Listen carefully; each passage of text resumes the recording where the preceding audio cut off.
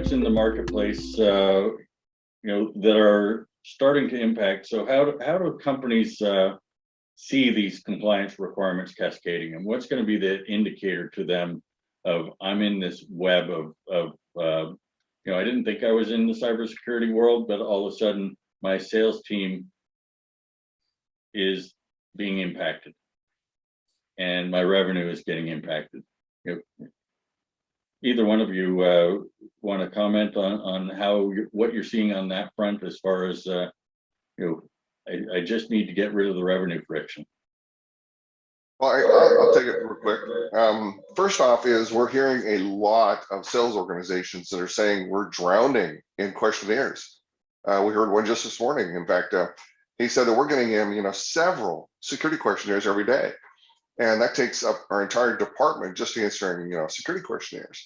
So that's on the sales side. I would say on the other side, which is that, how is it going to trickle down? And it's going to require and force people to have to stand up and be accountable. We've heard companies since February that are receiving letters that say basically a cease and desist. You'll fill this in, you're going to answer my questions. And if you answer no to any of these security questions, you're not going to get any more of my business, period. So we've been seeing those come up from, major corporations starting in February. And we're seeing these letters, and basically it's a matter of, if you want to continue in business, you're going to have to improve your security. And so a lot more of these companies, I think it's going to be a trickle down effect. If I have to be more secure, I have to make sure my supplier chain is more secure too. Yeah, and I would, absolutely. I would add on to that, right? A lot of the compliance regulations that are being put in place on maybe the people who people on this call are targeting, right? Their customers are asking them specifically to have that, right? Some of the things, and then some of those frameworks we talked about previously, NIST and FedRAMP and things like that, they require that you have a vendor management program and that you do, like, there are literally strict compliance controls calling out exactly, you have to make sure that they do these things, right?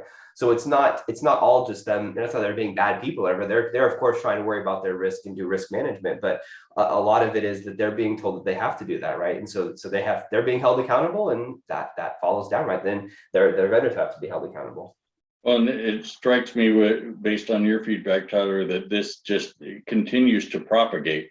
Meaning, you set compliance standards on one entity, but then they send them down to their suppliers, and then they send them down to their suppliers. So you may be downstream from one of these regulated industries and end up, seeing this compliance requirement and these security questionnaires, because everybody ends up being required to do it.